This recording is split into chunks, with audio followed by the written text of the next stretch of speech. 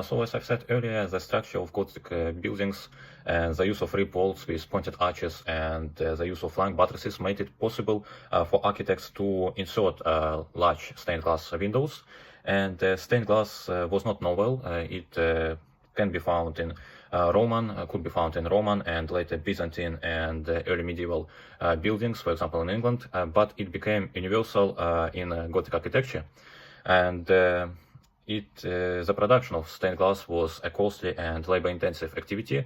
Glass blowers, glaziers, painters, and of course master designers were engaged in the production, in the manufacturing of stained glass. And the process of production was described in detail by a monk, Theophilus Presbyter, although that's a pseudonym.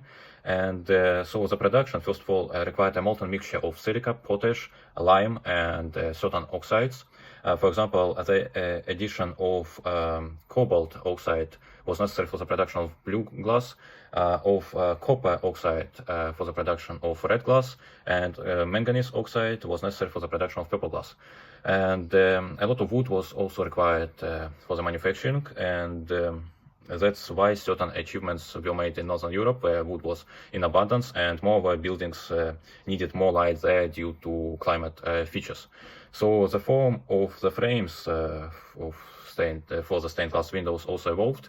Initially, the glass filled the holes in the frames, and that was plate tracery, while later bar tracery was much more slender, and stained glass filled almost the entire openings. For almost the entire opening. And also regarding the metaphorical meaning of stained glass windows, it should be said that they also played the role of the Bible for the largely illiterate lay public.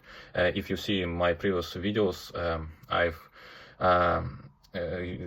you will see that the spread of the word of God was among key functions of the medieval art.